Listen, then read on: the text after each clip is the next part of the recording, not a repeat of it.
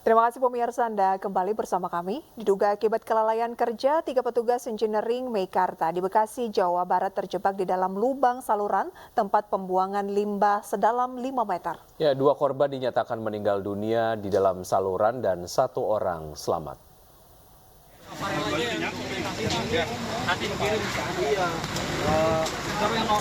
Proses evakuasi 3 petugas engineering yang terjebak di dalam saluran pembuangan limbah di Komplek Meikarta berlangsung dramatis. Satu persatu korban dievakuasi menggunakan tali oleh petugas pemadam kebakaran.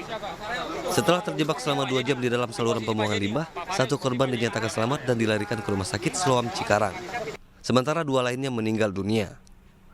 Peristiwa ini bermula saat ketiga pekerja masuk ke dalam saluran untuk mengerjakan perbaikan. Namun ketiganya diduga terseret arus dan tenggelam.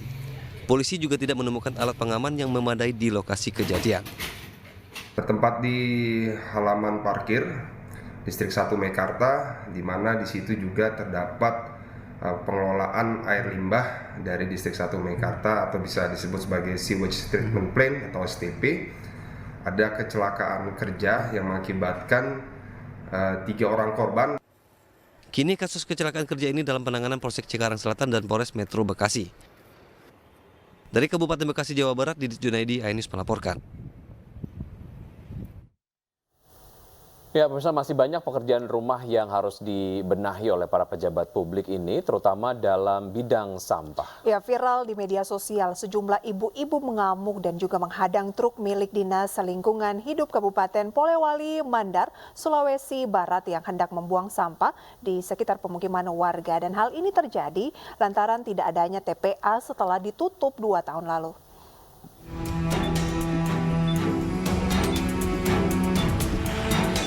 Beredar video di media sosial, sejumlah ibu-ibu menghadang truk bermuatan sampah hingga berton-ton beratnya saat akan dibuang di sekitar pemukiman warga. Ibu-ibu ini mengamuk sambil membawa alat-alat rumah tangga guna menghadang dan melarang truk sampah masuk ke dalam kompleks pemukiman.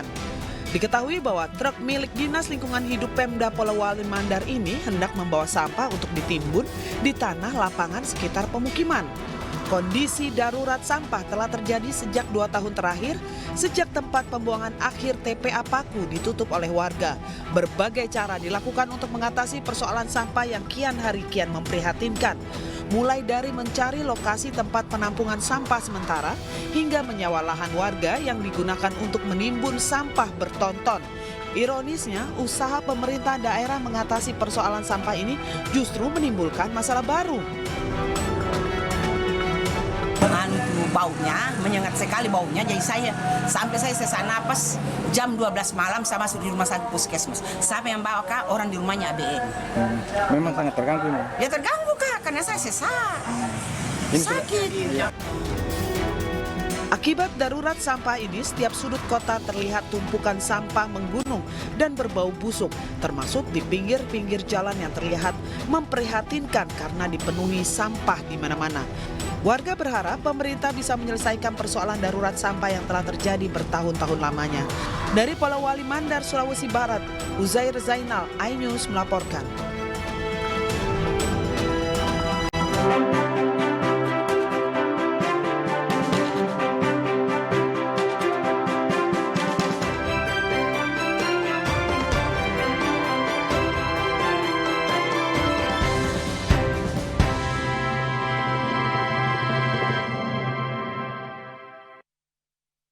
Acara ini dipersembahkan oleh Calon Presiden nomor urut 3 Ganjar Pranowo mengawali hari ini dengan jalan pagi di Kota Tegal, Jawa Tengah usai menginap di rumah warga. Ya, sepanjang jalan Ganjar disambut warga yang antusias bertemu dengan calon presiden Partai Perindo tersebut.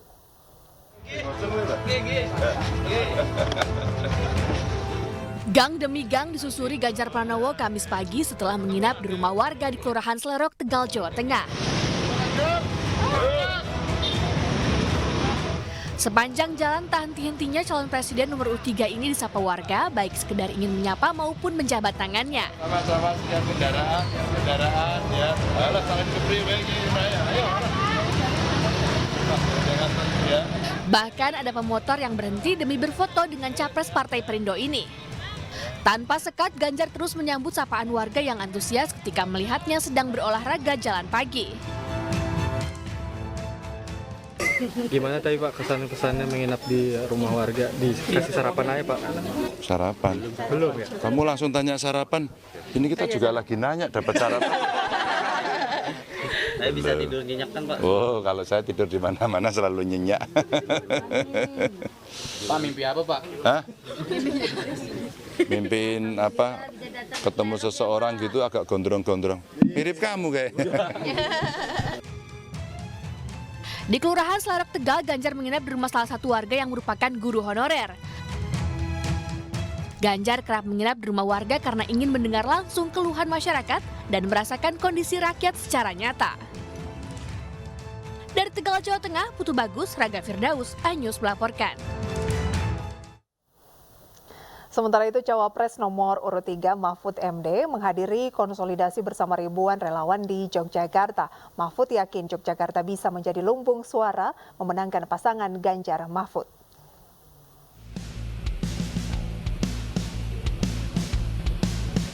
Cawapres nomor urut 3 Mahfud MD menggelar safari politiknya di Sleman, Yogyakarta.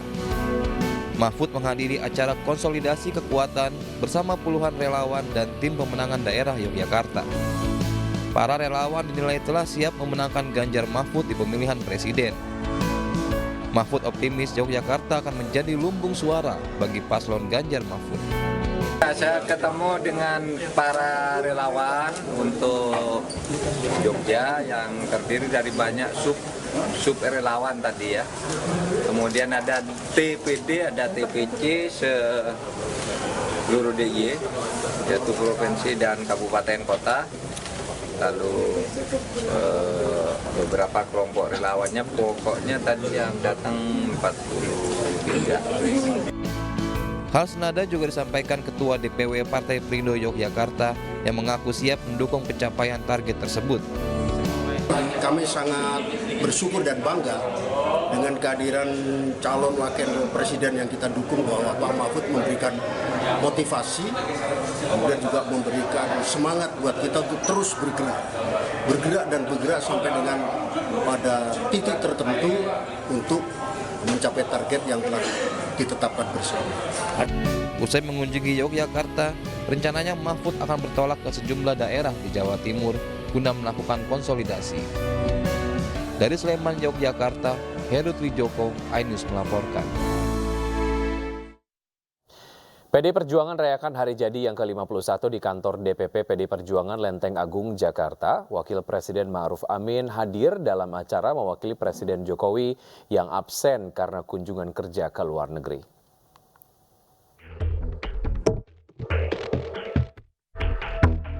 PDI Perjuangan menggelar perayaan HUT ke-51 di kantor DPP Partai Lenteng Agung, Jakarta Selatan. Acara dihadiri oleh sejumlah tokoh dan partai pendukung pasangan calon presiden dan wakil presiden Ganjar Pranowo, Mahfud MD. Namun Presiden Joko Widodo tidak menghadiri HUT ke-51 PDI Perjuangan karena ada agenda kunjungan kerja ke luar negeri. PDI Perjuangan menyampaikan terima kasih kepada Wakil Presiden Ma'ruf Amin karena telah bersedia hadir mewakili pemerintah. Sehingga itu yang terpenting, Kiai Haji Ma'ruf Amin selaku Wapres juga mewakili pemerintah, dan Presiden Jokowi sedang tugas ke luar negeri. Itu yang dihormati oleh PDI Perjuangan dan partai menyelenggarakan ulang tahun ini dengan khidmat, dengan sederhana, dan diikuti oleh 1,2 juta kader partai di seluruh Indonesia.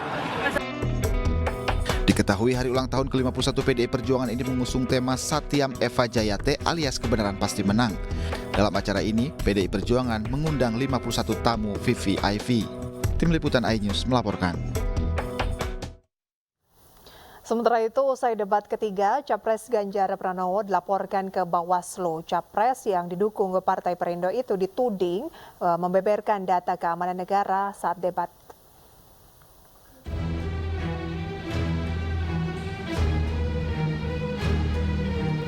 Advokat Pengawas Pemilu atau Awaslu melaporkan calon presiden nomor urut 3 Ganjar Pranowo ke Badan Pengawas Pemilu.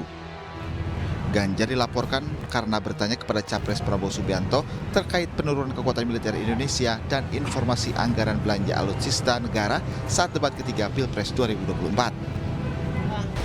memaksa, mendesak, dan menekan Menteri Pertahanan Republik Indonesia Prabowo Subianto untuk membuka sesuatu yang kami anggap data-data dan informasi penting terkait dengan rahasia negara yang tentu saja itu berisi dengan tingkat kekuatan militer dan kelemahan negara Indonesia. Sebelumnya, kelompok yang mengatasnamakan Pendekar Hukum Pemilu Bersih atau PHPB melaporkan calon presiden nomor urut 1 Anies Baswedan ke Badan Pengawas Pemilu. Anies dituduh menyerang Prabowo selaku pribadi terkait kepemilikan 340.000 hektar lahan dalam debat ketiga Pilpres yang digelar pada 7 Januari 2024. Pelapor menjerat Anies dengan pelanggaran Undang-Undang Pemilu karena dituding menghina calon presiden lain dengan ancaman hukuman paling lama 2 tahun penjara dan denda 24 juta rupiah. Dari Jakarta, Tim Liputan iNews melaporkan. Pemirsa, di masa kampanye, seluruh caleg Partai Perindo terus mendekatkan diri dengan masyarakat melalui berbagai programnya. Salah satunya adalah dengan senam bersama dan mengajak masyarakat hidup sehat.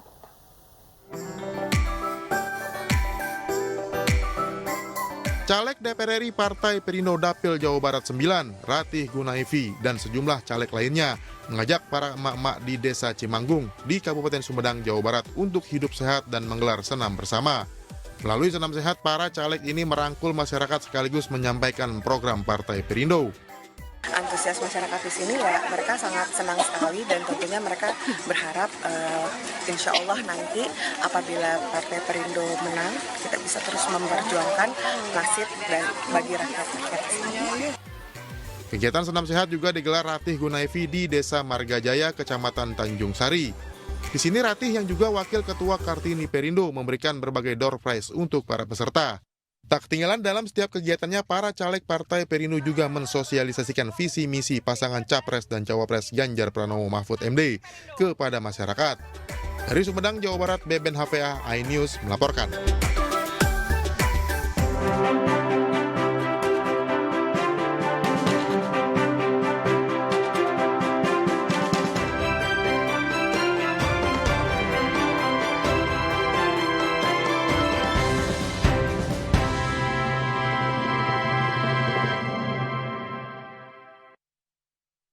Acara ini dipersembahkan oleh Pemerintah Amerika Serikat tengah melobi sejumlah negara Timur Tengah dan Presiden Palestina Mahmud Abbas untuk merancang masa depan Gaza. Informasi selengkapnya usai jeda berikut, tetap di iNews Siang.